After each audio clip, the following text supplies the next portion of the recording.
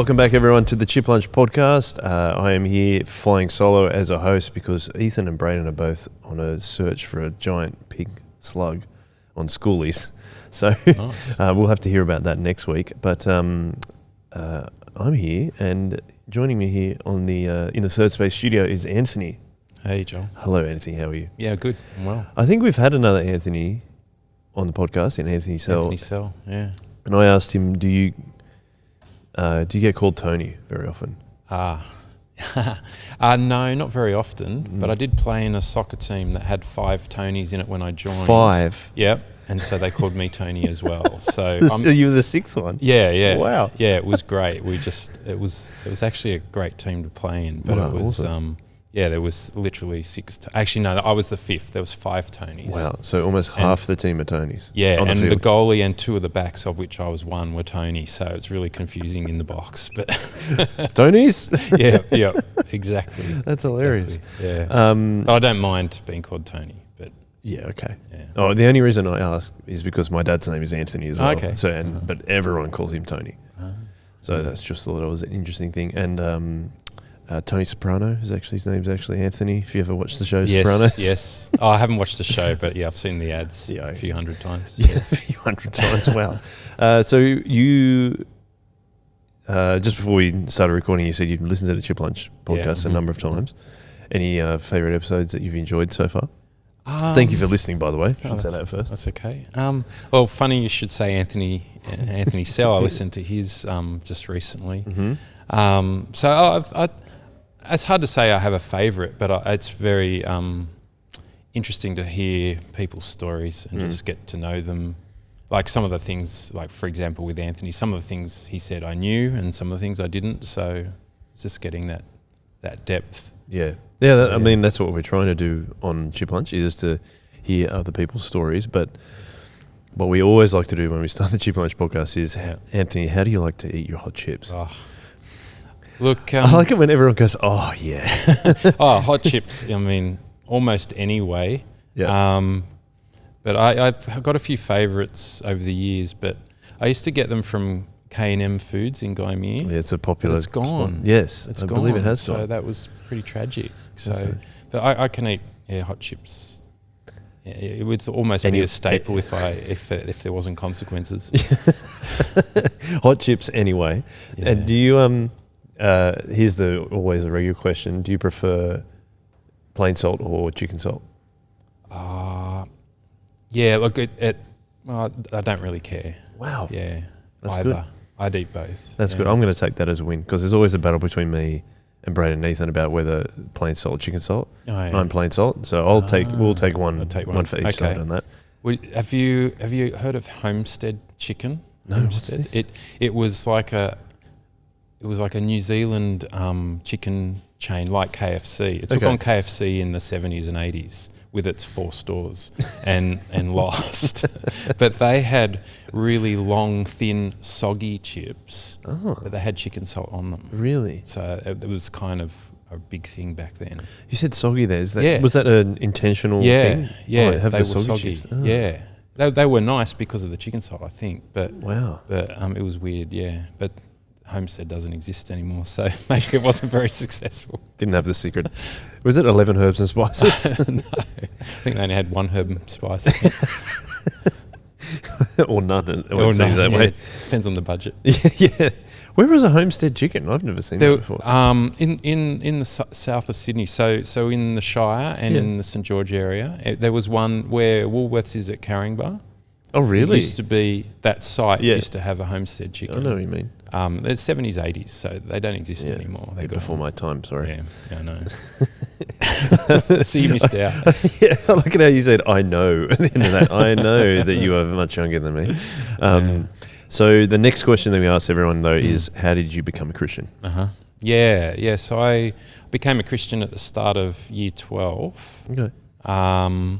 But I look back on that now and I can see that God was using 2 different sort of paths in my life to come together to bring me to Him.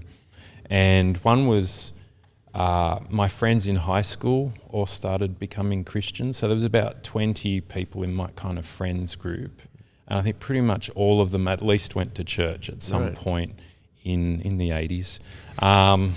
And some of them became Christians, probably about half of them became Christians, but I was kind of in that group, but more towards the end of that. So I'll come back to that. But at the same time, in year 9, my parents got divorced, and that was pretty tragic. My mum and my sisters and I left, and my mum then started taking me every summer holidays to friends of hers who owned a farm near Ballina. So every summer holidays I'd go there, and it was kind of like, boy world, because there was 3 sons all my age, and so they had their own cricket pitch, they had their own football posts, nice. on the farm. It was a sugarcane farm. Yep. And that was just awesome. So I loved it, but they were all Christians. And so I got to see a family that was Christian, and I had to go to church with them. Not that I was particularly interested in going to church, but I got to see that there was something different about them. And so I think that helped me, that when my friends asked me along to church, I reluctantly went along, but I didn't say no. So, a friend of mine rang me up on the day before youth group was on, and he said, "Do you want to come?" And I said, "Oh, okay." And then he actually came and picked me up. If he hadn't have picked me up, I wouldn't have gone. And so sometime in that, so that was 1985, in March of 1985, sometime in that month, I heard the gospel and came to Christ. So Was it a particular talk or something? I don't think so. It's just, as I said, I can't remember an instant, but it was kind of like a progressive thing over that first month of being in church and going to youth group. Yeah, right. And I talk about on Chip Lunch, like we have 3 main questions, but one that always seems to emerging when we ask people about how they become a Christian is, what changed for you after that moment that you did decide to, live your life for Jesus? Yeah, I think I don't think it radically changed my behaviour, but I think it radically changed my motivation for my behaviour and being more outward looking with other people. So I think that were the main changes initially. I think there's been other things that have changed over the years, and maybe we'll come back to that as my faith has grown. But initially, it was the motivation behind living a good life, but then wanting to serve Jesus later on more purposefully. And so at that time, obviously you'd gone through. You said divorce is it sounded like it was a pretty difficult situation for you. Do you think that God is putting you in that position with the family up in Ballina to kind of say, hey, like I kind of got this sorted for you? Yeah, I think it was a definitely purposeful. Yes, but it wasn't. I didn't come away from Ballina thinking, oh, they were a happily married couple and that's the goal of life kind of thing. Yeah. But certainly they were Christian and I could see that influenced their family life. But yes, I think God was kind of saying that. Yeah. It's always something that I think we've found doing Chip Lunch is that there's a lot of people, and I would put myself in this category too, that God's calling to you for a long time before you get the point. Yeah. And I didn't see that obviously until I became a Christian and looked back and went, okay, now the pieces all fit together. Yeah, I remember there's times just sitting, I think I've said this before on the podcast, but I don't know if I was sitting in my car with my family or something. I must have been about 8 or 9 and just thinking, and you don't think about it until like what you were actually saying in your mind until like much later on, but like, there has to be something more than this. And in a sense, it's like, I feel like that is the first time God, in a sense, was calling to me. I didn't become a Christian until I was 15. Yeah, 15. Okay. Yeah, so I was 17. Yeah. And I think that it's really fascinating but also a really clear indication about how omnipresent, if that's the right word, God is. Yeah. And how... And his providence in leading, in ways that I wouldn't have imagined. Because, as horrible as it sounds, the divorce probably helped me in my Christian walk to bring me to Christ. So he can use anything. He uses any situation. Yeah, that's Yeah. cool. So you're finishing school and you've become a Christian at 17.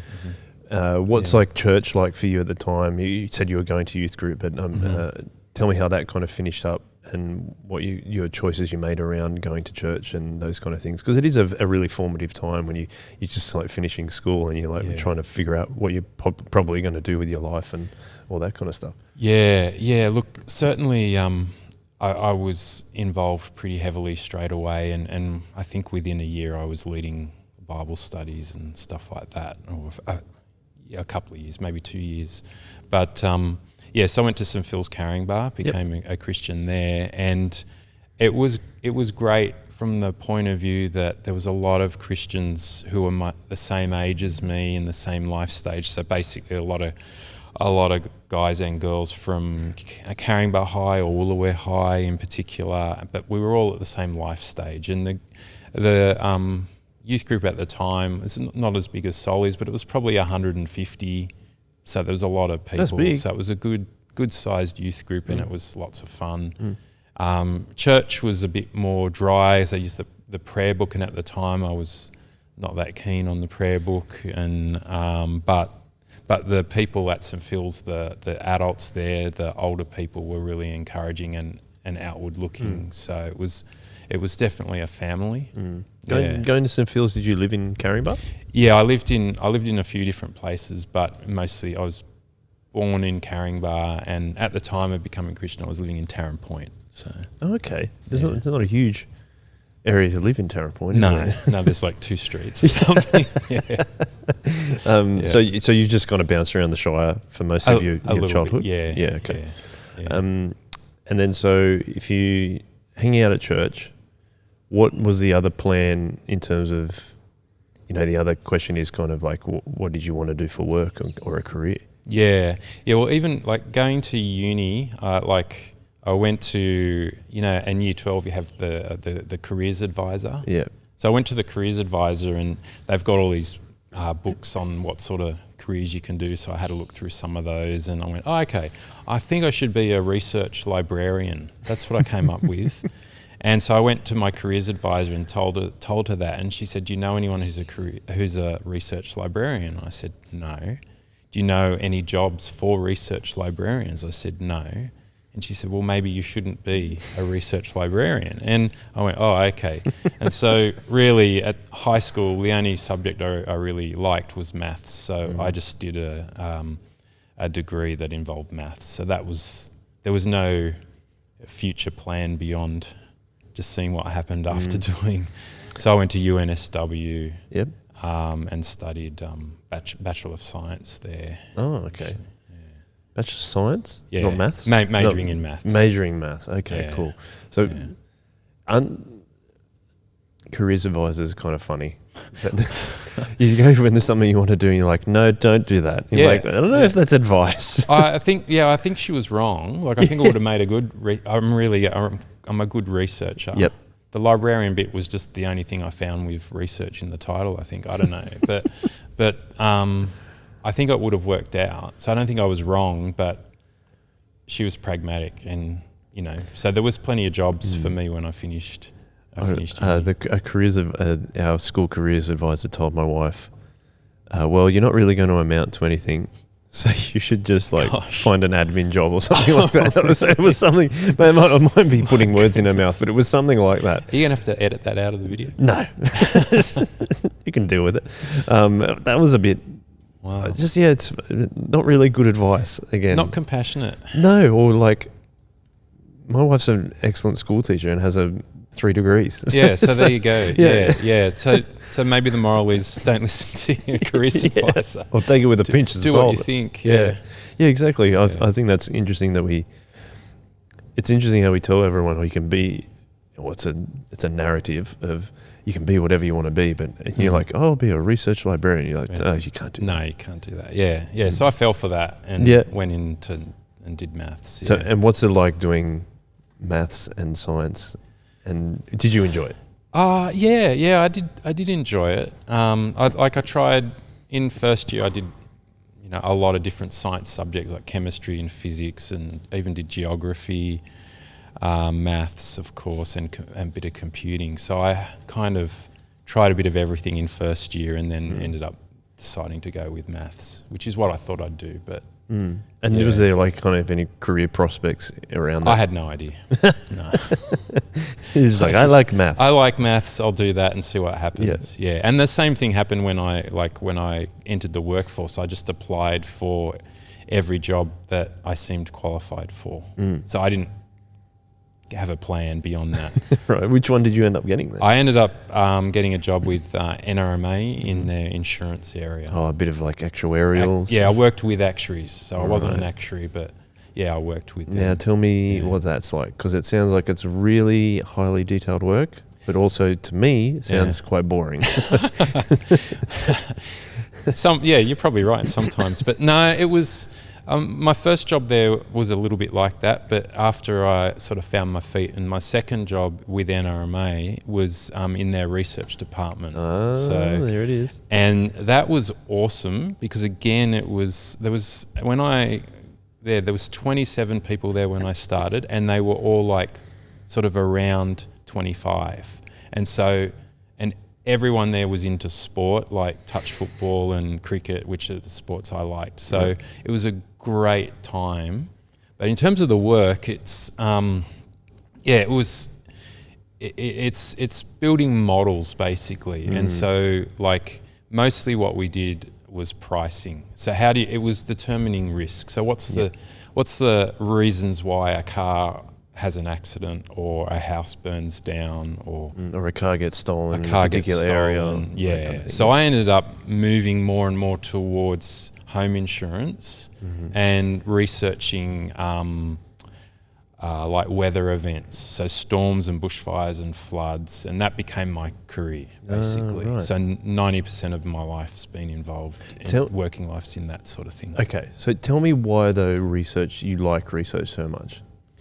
Yeah, I think just trying to understand why something is what it is, and the reasons behind it. The reasons behind it, and then I think with the mathematical bent, you can come up with something that there's evidence for. Usually, like you often have to be pragmatic, but that's the kind of the pinnacle, is to actually come up with a model that actually matches the evidence. Well, it's interesting because like economics is kind of similar too, isn't it? Yeah, it's the same idea, just in a different field, really. A lot of it, yeah.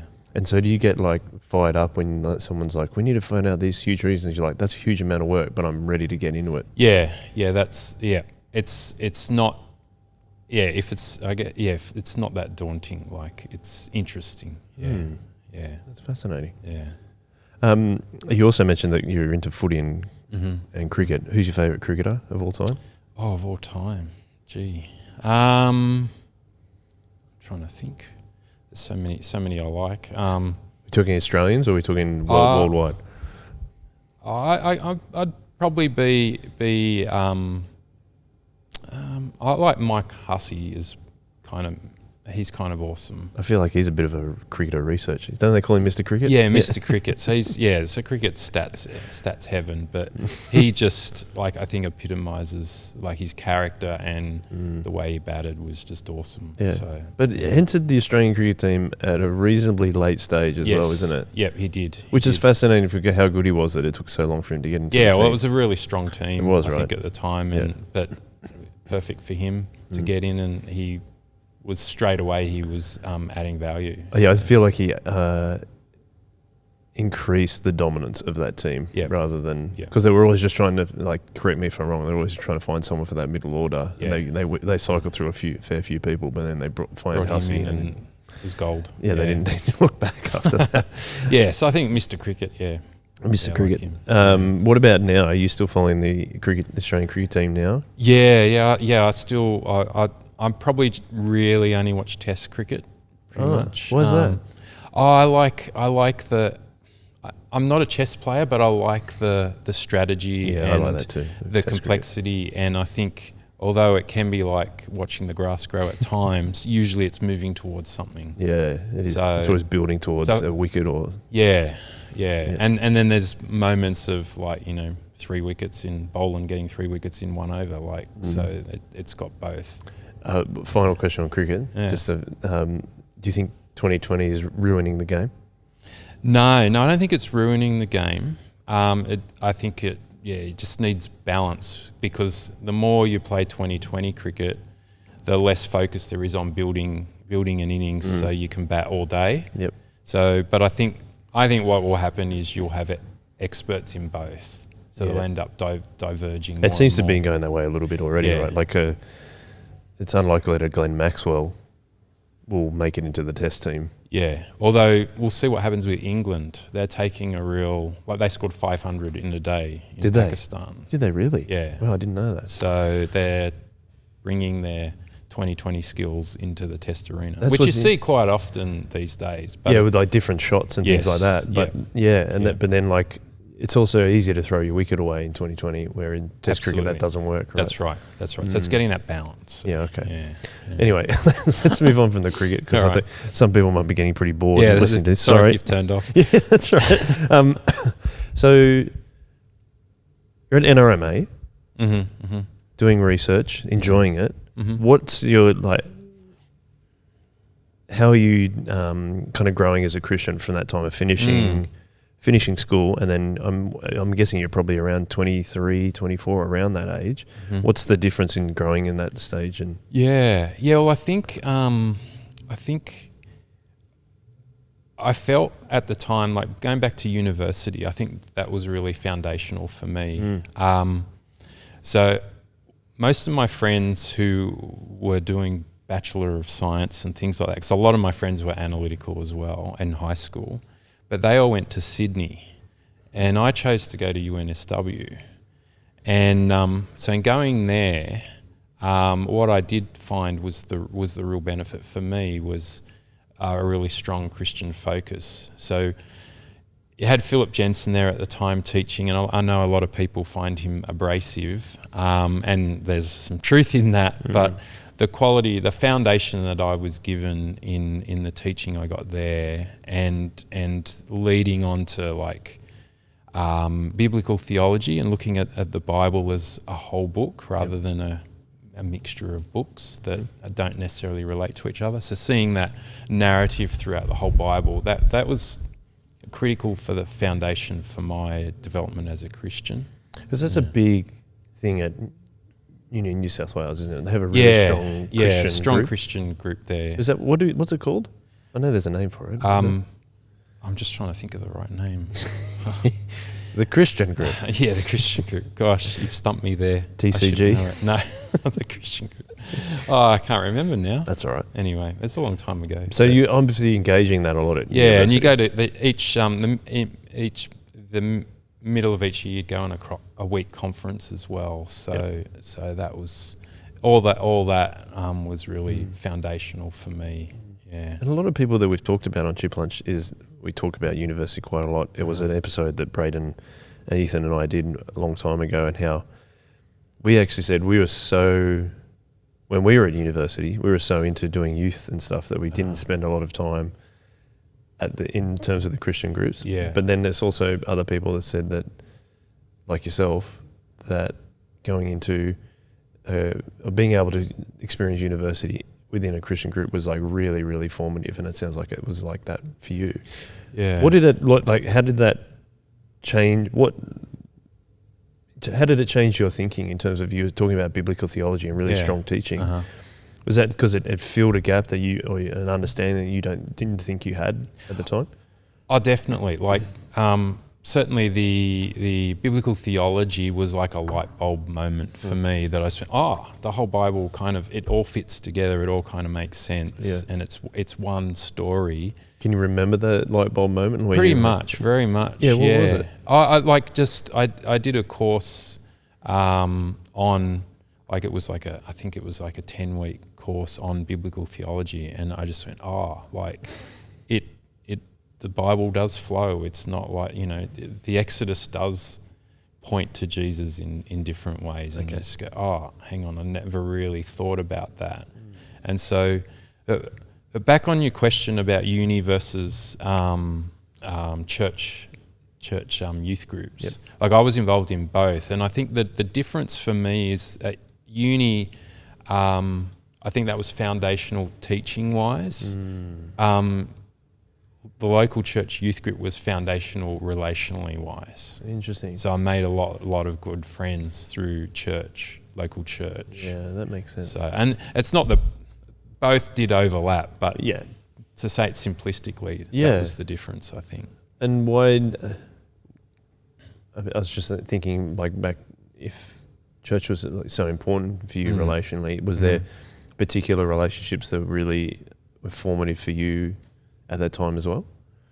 Yeah, I think like a peer group of people my own age that, you know, similar values, similar, but we just had fun together. Similar life. Like I'm guessing a lot of them were at university anyway. Yeah, a lot of them were, not all of them, but yeah, a lot of them were at university. Yeah, Okay. Yeah, similar life stage. So then if we go, because we kind of went back to university, but then you're at NRMA. Yep. What kind of happened next for you, or Yeah. that you remember? Because, I mean, at some point we're going to start talking about Ethiopia, which has been a big part of your life. Yep. But I'm trying to put all the pieces together. Yeah. And also, obviously, Yeah. meeting your wife, Trudy. Yeah. As well. So where does that all fit together? What order? Okay, so I met Trudy at St. Phil's. Okay.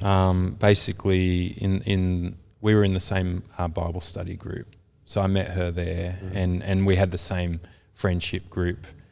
So she was from Kirrawee High. So there were a few people from Kirrawee High, but most people were more from Caringbah or Woolooware. So she didn't know a lot of people, but got along with my friendship group really well and fitted in basically straight away. So we started going out a couple of years after we met, and got married in 91. Okay. So yeah, Cool. So yeah, we went out. I think it was 4.5 years we went out for. So there you go. Have you got an exciting proposal story? Oh gosh, no, I've got a terrible proposal story, but let's hear it. yeah. So Trudy wanted to get married earlier than me. I wanted to actually have some money, so I wanted to work for a couple of years and get some money. And so finally I decided, okay, no, I'll get married. And I worked out this plan, which then all fell apart. But we still got married, so that was good. The main thing worked. But the plan was basically we'd go out and have a nice dinner. And so we argued, so that was not good. And then the next part of the plan was to go back to St. Phil's, and I was going to propose to her where we first met, which was actually up the front of St. Phil's that's where our Bible study met, at the front of the church. So I was going to propose to her there. Yeah. And so I went in on the lie, basically, that I was going to go and get the Bible studies for next week. That's where you got them from, in the church. And so I went in and I went, oh no. And there was this retired choir practicing up the front. And I thought, the last thing I want to do is propose in front of them. Yeah. And it was pouring with rain, and I had a Holden Premier at the time, and my car leaked. So Trudy's sitting in the car waiting for me with her feet up on the dash so they didn't get wet, and I come back and I say, "Will you marry me?" So just nothing had worked that night, and so she. You could have played off the choir and said, "Oh, I've got this ready for you. Like, this is for you, darling." I could have, but yeah, no. All my plans were destroyed, and my backup plan was non-existent. So yeah, but she said yes, so that was good. What did you argue about at dinner? I can't remember. It was nothing important. It's just it's just a long day, and we were probably both annoyed about. Something. And then she said, "Did you even get the Bible studies?" Yeah, I don't think I did. Well, that's cool. Yeah, so it worked out in the end. Yeah. And then so you get married, and did you move just to stay within the Shire? Yeah, we lived at Cronulla for a couple of years until we saved for a deposit, and then we bought a unit in Caringbah. Yeah, nice. Yeah, that's cool. And then so. But back to your question. Yes. So your question was, Where did everything fit? Where did everything Yeah. fit? Yeah. So what really, I guess, my next sort of step in my journey. So I was involved in youth group and leading small groups and at St. Phil's and that sort of thing. But I really wanted to check out what does God want to do with my life. And I thought maybe, I didn't think he did, but I thought maybe he wants me to be an Anglican minister.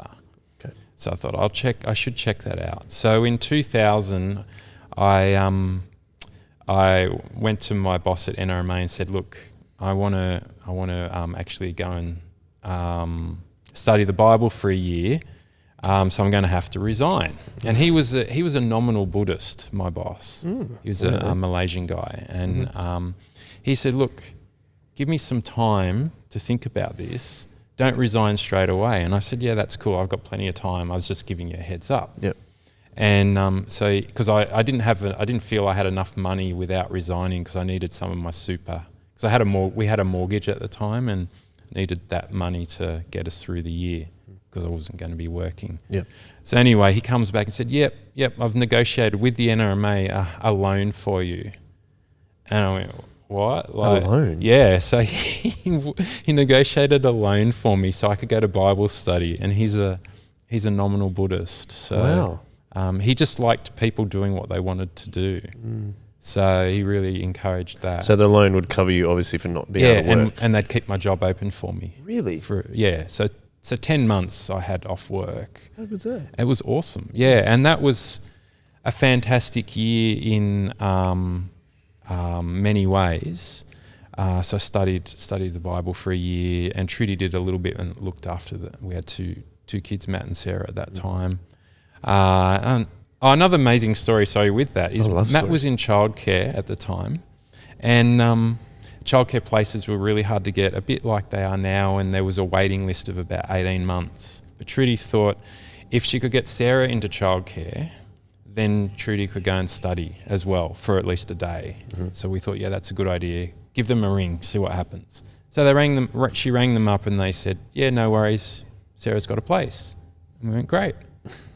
And then about a week later, they rang back and said, excuse me, you haven't lost Sarah's place, but how did you get her place? And we're going, what do you mean? Well, they said, well, there's an 18-month waiting list and you've jumped the queue. And you just said we could have a place. So that meant Trudy could study as well. Wow. And spent the year thinking through, should I become an Anglican minister? And at the end of that year, I went, no. So it's not that I expected, I actually didn't expect to come out wanting to be an Anglican minister anyway, but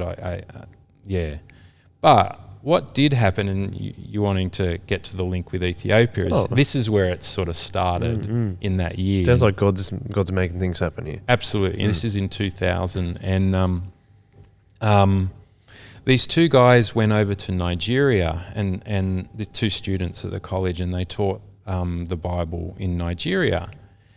And they came back and presented on that. And so I'm sitting next to a mate of mine, and we both turned to each other and we said, oh, we could do that. And so we decided, yeah, okay, we'll do that. So we went to go and teach the Bible in Nigeria. But in the year that we were about to go, in the at the back of the compound we were going to teach the Bible in, it was the year of the Miss World pageant in Nigeria. Oh, is that where you were going? That's why we were going. No, actually, because if you know anything about Nigeria, you've got Muslims and Christians. It's like the front line of Africa, in the north of Africa being Muslim and the south being predominantly Christian. That's the front line, is Nigeria. And so there was lots of riots over the Miss World competition. And there was a whole bunch of people killed at the back door of the compound we were going to. So we pulled out of going to Nigeria. Okay. And we ended up going to India instead. So with him and some other friends, we ended up going and teaching the Bible in India. I think I went 3 times. And just taught biblical theology primarily. What's that experience like, though? Oh, it was awesome. I loved it. The sights and sounds and smells of India. It was. I loved it because it's so different. Yeah, so different. And are you teaching in English? Teaching in English with translators. You had an interpreter. Yeah. Some people there could understand English, but most couldn't. Yeah. Tell me about the reaction to teaching the gospel or teaching the Bible in a completely different country? Yeah. So for them or for me? Either. Yeah, let's do both. For them, it was an opportunity to get some kind of training. So a lot of Indian pastors, we taught mostly pastors, but they don't necessarily get a lot of training because either financial reasons or a lack of opportunity. So we were teaching people who were leading churches. So that was, from their point of view, it was exciting. So we'd teach groups of 50 to 100 for about a week at a time, and do that in a few different places in India. So we got to see quite a lot of India. But it was exciting for me to have the opportunity to teach people who were actually going to use what you taught in their ministry. So that was awesome. And given that you took the time, off to study, and then you realised you didn't want to be a minister, but do you think like God's like, this is what you should be doing? I think that's what I thought. Yeah, that's right. And so that kind of in my 30s stage, like we had a mortgage and I had a good job and had 3 kids around then, but I always kept wanting to be challenged by what does God want me to do with my life. So they were all good things, and we served in our church. We were involved in youth group and leading Bible studies. But yeah, it was always, but what does God want me to do was kind of the mantra of our 30s in particular. I was just going to ask you though, that's really interesting. Why do you think that was the mantra? I think because I was always thinking, I guess was this standard Sutherland Shire life, even as a Christian, was that what God wanted me to do ultimately? Was there more to it than that, or was that what he wanted me to do? Okay. Were you a bit disaffected with what you were seeing? Somewhat, but just open to being challenged to is there something else that he wants me to do, or wants us to do, really, both of us, yeah. And before we continue on that journey of going to different countries, you mentioned you had 3 kids. Yes. Like, tell us what it's like for you being a dad, and what you've enjoyed about it, what you found hard, and what God's taught you being a dad. Yeah. Look, lots of things, lots of patience. No, my kids are awesome, and so I think you like we talked about sport before, and you see, celebrity sports people interviewed, and quite often they say, "But my kids are my greatest achievement in life," and I think that's having the privilege of bringing up someone who has some similarity to you in character or appearance, or sometimes neither, but usually, there's an affinity there, and it's just an awesome opportunity to, I've got Matt, Sarah, and Anna, so we've had 3 children, which has just been awesome to be involved in their lives and see them grow as people, and see them develop, and being able to see the next stage. What are they going to do next? It's always exciting. I'm always like, privilege. Like with my kids, I'm always like, I can't wait to see them get to the next stage, but then I don't want them to grow up at the same time. Absolutely, they grow up too fast. That's certainly something I've learnt. Suddenly, we still live with Anna, but the other 2 have moved out, and that's a challenge, and it's ironic because we've always taught them to be independent, but when Matt moved out, so he was the first one to move out when he got married. We went, we're not ready. We're not ready for him to move out. Don't go. Yeah. But no, he got married, and he married a lovely wife, and that was great. But we weren't ready. Yeah. But we'd always taught our kids to be independent. So it's kind of ironic. You're never ready for them to move to that next stage. I remember being really upset, and like just not upset in terms of like that when my son had like just maybe reached a milestone, or showing he had developed into something different from what he was, and then just being really sad about it because I'm like, and I think probably because Leo, my son, was is our first, that you're like, he actually will move on from this stage that like I've been so used to. Yeah, I find that, I think that's the thing in terms of kids, that's the thing I find hardest growing up is that the thing I find hardest is them growing up, and like maybe even worried that I'll forget the previous stage. Yeah, okay. But who knows? We're talking about you, Anthony, not we can my talk life. about you, John. No, please. Any questions for me? So where do we go from here? So you were meant to go to Nigeria. Yep. You ended up in India. Ended up in India. Yep. You did that 3 times. Well, I did that. I went 3 times, but Ken, my mate, and I, we actually set up an organisation to train and set up teams to go and train in Ethiopia, in India, which is still going. So we ended up having a board and having this training. Like a non-profit kind of setup. Yeah, an association. Yeah, and one day I looked around the board. I was part of the board because I was one of the 2 founding members, and I was the only non-ordained person on the board. And I went, I think they don't need me anymore. So that was part of the move away from India. But at the same time, our church at the time started sponsoring children through Compassion. Yep.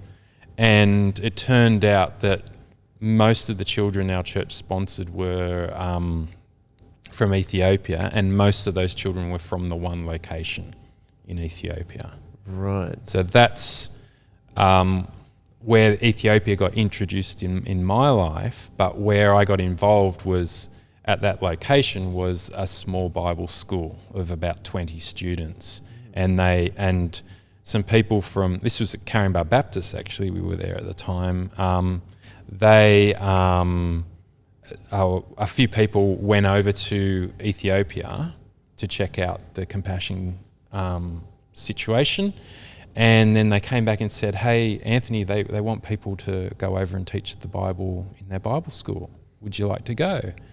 And I said, yeah, okay. And that's when kind of I saw that India doesn't really need me anymore, that the teams were being created without my involvement and being trained. And I went, yeah, it's time to move on. Yeah, time to move on, new opportunity, Yeah. How does, just before we get into the detail of Ethiopia, how does it work if you're working and then you have to go over and teach for a week or so? Do you just take annual leave? Annual leave, yeah. So most of my annual leave has been spent. Oh, you're going on a holiday? You're like, oh, not really.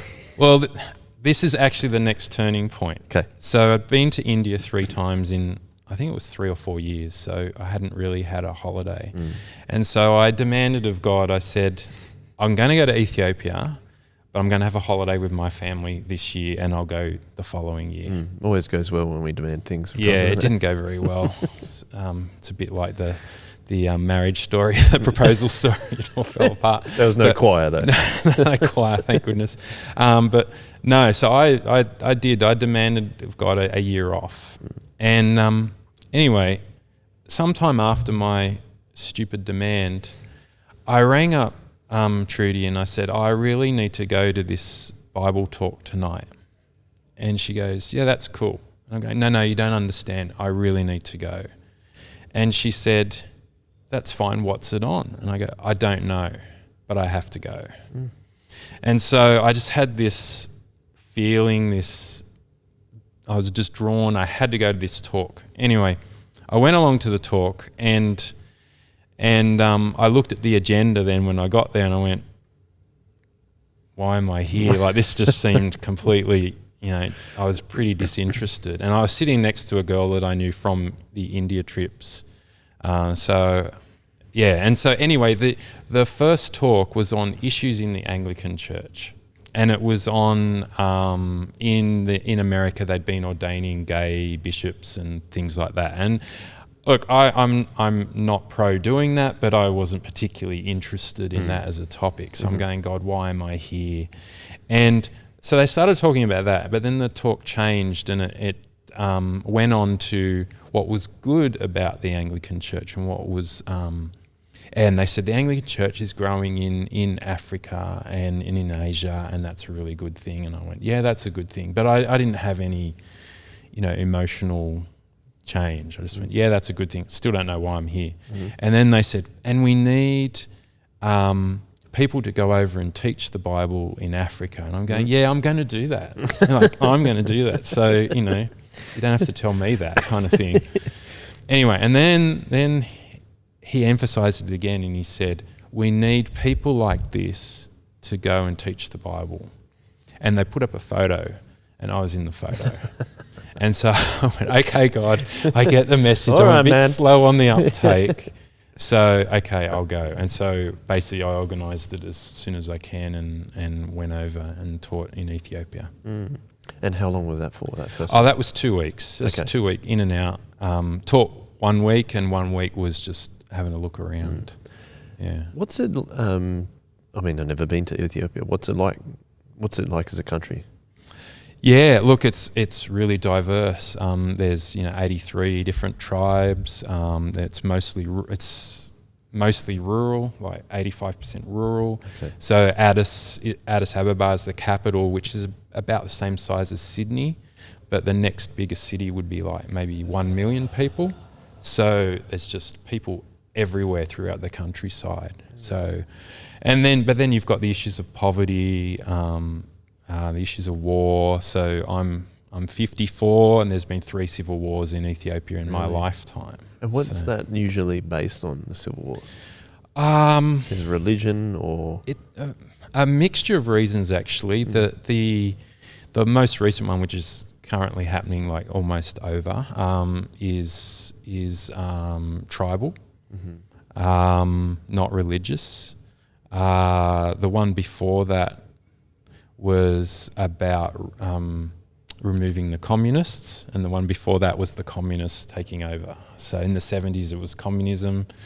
And interestingly enough, what happened was the Emperor, Haile Selassie, wanted to educate his people, so brought in a lot of people to...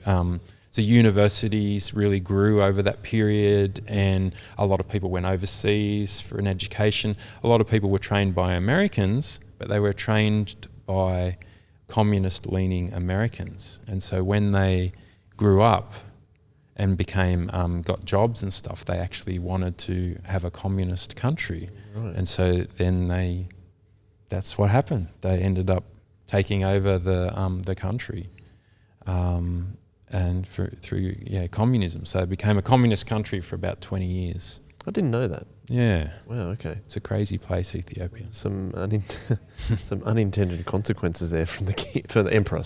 Yeah. Well, he got killed. So yeah, it was just a massive. What is it? A coup? Big overthrow. A coup by the army, but led by but to become a communist state. So obviously with backing from mostly from Russia at the time, but pretty bloody coup. And went on for the next 20 years. Was pretty bad. Yeah. So you went over there for 2 weeks the first time, but you spent a lot longer time over there. Yeah. After that, how did you get to that point of being over there for a number of months? Right.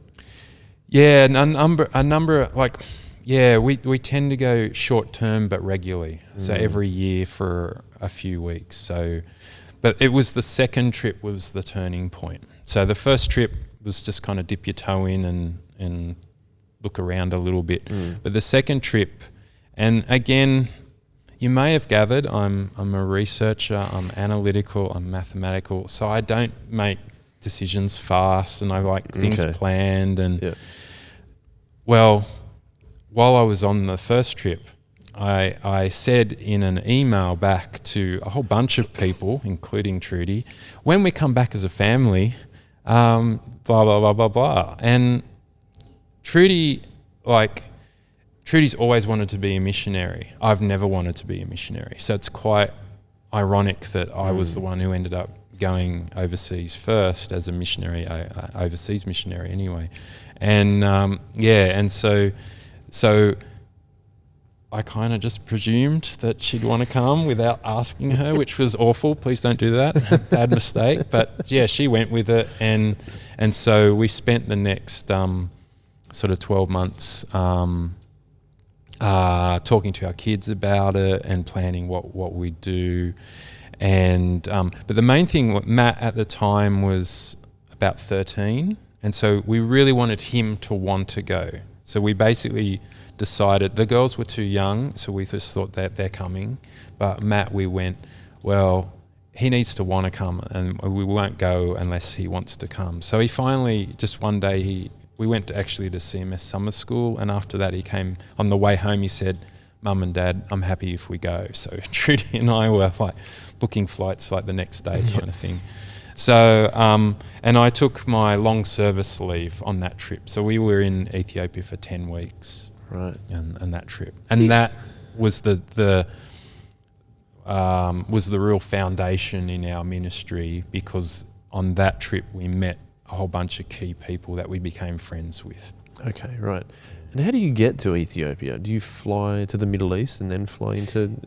Yeah, you can go to Dubai via Dubai. There's only a few simple paths. You can go via Bangkok or Singapore or Hong Kong or Dubai, or you can go by Johannesburg as well, but that's longer. Oh, is it? Yeah, that's interesting. Yeah. What impact do you think going to Ethiopia, and especially taking your family for the first time, what do you think? How do you think it impacted your kids? Oh, greatly. Giving some context to my answer. Before we went, we watched this documentary on an American family that went and stayed in a village in Kenya, and they had kids, and at the end of watching that, it was just on their experiences in this village in Kenya and eating weird food and going through all the cultural experiences that you can imagine. Yeah. And anyway, at the end of that, so I said to Anna and Sarah, I said to the three of them, like, wherever we go, we're going to be the center of attention. So Anna, if you know anything about Anna, she went, center of attention, yes, the best. yes, this is the best thing that could possibly happen. And Sarah, center of attention, no.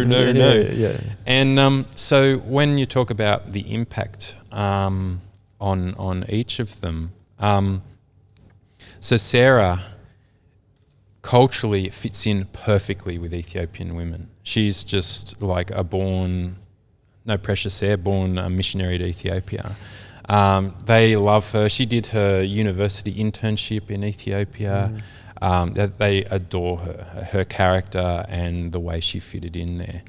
Anna, with her, she's spent longer in Ethiopia than I have, because Trudy goes usually for months. I usually go for weeks each year. So it's quite. I'm the one who's probably been, much less than Sarah and Anna and Trudy in the family. But for Anna, I think it's developed that ability to understand other cultures and become part of other cultures, and she's very, very can fit into unusual situations and make the most of it. Yeah, right. Yeah, with Matt, he's been twice, and I think again it's shaped him in terms of being outward looking and just getting a global perspective on the world, but also on the Christian world as well. Well, it sounds like you very much open your eyes, and what you're saying is this the Shire lifestyle, the thing that God wants me to be, and he's like, no, check this out. Yeah, and look, it's certainly not for everyone, and I think the key thing is to be continually asking yourself, what does God want me to do with my life? And that might be, and it's not wrong to serve in the local church and have a life in the Shire. I'm not saying that by any means. We're all on mission somewhere. It's about being faithful in doing whatever that might be. But for me, God led me there. And as I said, I had never had any desire to be a missionary. When I went and studied the Bible for a year, I never even considered being a missionary. It was all about maybe I should be a minister. So it's not like I had this grand plan that all came together. It's similar to even what you're saying with uni. You're just like, well, I'll just do maths. Yeah, that's right. That's right. Yeah. So, that's the situation. Yeah. Tell us. I mean, probably coming towards the end of where we say we wrap up the chips, though. But Mm-hmm. I've got probably 2 questions for you. Why did you choose to come to Soul Revival? Mm-hmm. That's one. That's one question, and then Yep. I'll ask the next one after that. Yeah, so Soli's, so we came, I think, 1 year after it started as a church. Yeah, something like that. So we were in PAC for a year, so I think it was about 1 year. So I might be wrong, but I think it was about that. The reason we came, we had some difficulties at our previous church, but what attracted us to Soli's is Trudy went to high school with Stu. They were in the same year. They were basically, I guess they were probably two of the only few Christians in their year at school. So there was a great affinity there between them, and I also became friends with Stu and Lou as a result of that. Right. So there was already a connection with Soli's. But even beyond that, I think it was just the idea of a church plant, and I could see, I guess I was sold on the vision of where Soli's might head. And your experience doing missionary work, did that kind of fold into that? Because you're like church planning? Somewhat, yeah. I think, yes, the church planting strategies might be different in the different places, but the ultimate goal is the same. So that, I mean, this is the first church I've been in that really focuses hard on church planting, building other gatherings. So I've been to other churches that have started other gatherings, but it's usually only been 1 in 10 years kind of things. But this is a real difference about Soli's, I think, I think there's 2 main differences about Soli's to many other churches, and one is that outward-looking church planting focus, which I love, but also all churches have a relational focus, but Soli's really works, I think, harder than some other churches about building that relational focus so that people will want to come and get to know each other. And I think a relational focus is key to church planting and key to, I think that's what God uses as his method to bring people to him. Why are those 2 things appealing to you, the church planning and relational thing? Like, where does that basis of your opinion and thought come from?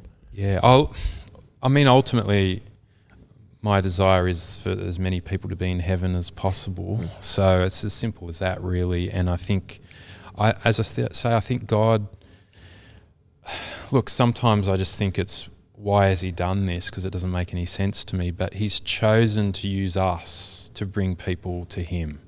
And I look at what I'm like and I go, that's a really dumb plan, God. But it seems to be what he loves doing. Yeah. He loves involving us.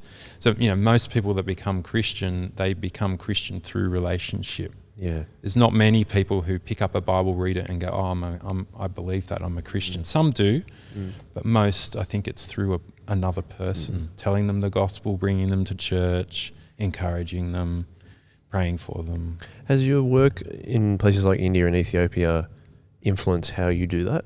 Like, what have you learned from doing that? When you come back to Australia, like, I could do this a little bit differently. Yeah,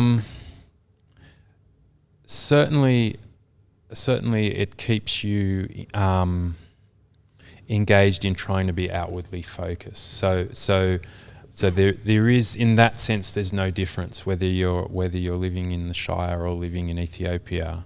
I think God wants you to be outward focused, to look at opportunities to speak to other people, to build relationships with other people. And I'm not very good at that, really, to be quite honest. So it's always that challenge to, how you can encourage and build other people up or ask people along to church or that sort of thing. So I think Soli's has been attractive for that because I think it does that pretty well. Right, yeah. I just thought of something about Ethiopia again. What's your favourite Ethiopian dish? Because I've heard that Ethiopian food is quite unique. It's definitely unique. Look, I like lots of Ethiopian dishes and I don't like lots of Ethiopian dishes. And it's generally around spice. I'm not really into chili. If you love chili, you'll love all Ethiopian food. But there's what's called like something like shakla tibs, which is basically like grilled beef. Right. There's lots of dishes like that are really nice. It's like meat and spice. That's a big part of it. Meat and spice. They sometimes it's raw, so I'm not really into raw meat. But they have a dish called kitfu, which is just raw. It's usually raw beef. Yeah. But kind of like, what's that French dish where it's mince, but it's not cooked and they crack the egg on top? I can't remember what that's called. Yeah. It'll come to me once the podcast finishes. Yeah, probably. Yeah, but yes, this is just straight raw. Just get a cow, kill it, chop it up, and away you go. Really? Yeah. Wow. But yeah, so they do that. But they also have the Orthodox in Ethiopia have a lot of fasting days. And what a fasting day means usually is not that you don't eat, it means you don't eat meat. Okay. And so they have a lot of vegetarian dishes. I'm not a big veggie eater, but the vegetarian dishes in Ethiopia, they have this thing called a tasting plate, which is like about 6 different vegetarian dishes, and that's awesome. That's mad. So if you want to go and try Ethiopian food in Sydney, yes, there's not many places around anymore. Like COVID has killed most Ethiopian restaurants, but there's one in Ashfield. Ashfield, do you know what it's called? It's called Queen of Sheba. Queen of Sheba. Yeah. I think I've heard of that. Check before. it out there. It's only recently opened. Oh, is it? In this year. Oh, okay. Well, definitely check that out. So most of the others that I'm aware of have closed. Okay. Yeah. Yeah. Well, if anyone knows of any other Ethiopian restaurants, let me know. Recommend, in Sydney, please. anyway. Yeah, that's right. Just before we do wrap up the chips, there's one final question that we always ask everyone: is looking over your life, and I think we've only really scratched the surface of a lot of things. But what do you wish you knew as a younger Christian that you do know now? Yeah. Look, I think we didn't really touch on this, and I think in that whole time of raising young kids and having a mortgage, and it's a busy time of life, and I think I put too much time into my career and working long hours, and I have some regret over that. And so I think my thinking now, if I could talk to my younger self, it would be to be more faithful and to think more about what. It wasn't just about what God wants me to do, but also what's best for my family. I think I was away from my family a bit too much with work. So we always had this kind of deal that I'd always be home for dinner, but I was never there for breakfast. So you were early. Yeah, I was early starter and early finish usually. But So I think I was too focused on work and too focused on paying off the mortgage, and so I was a bit too obsessed with those things. I enjoyed work and it was fulfilling, but I think my family is more important than work, and God is obviously more important than that as well. Yeah. So that would be what I think I could learn from. Be a bit more faithful. Well, it's interesting you're saying be more faithful, because I feel like all the things that you've told us today on the podcast have been like a real illustration of your faithfulness. Right. Because like you were saying that, like, you kept asking God, what do you want me to do? I think that's a really strong sign of faithfulness. I don't know if I do that anywhere near as much. And you talked about, like, you found it hard to make decisions and things like that, or it was slower to make decisions because of research. But then every time that you can think of that God said, hey, this is the moment, you responded with faithfulness rather than actually going, no, I'm not going to do that. So, like, even when it was... I guess probably I could have been more proactive.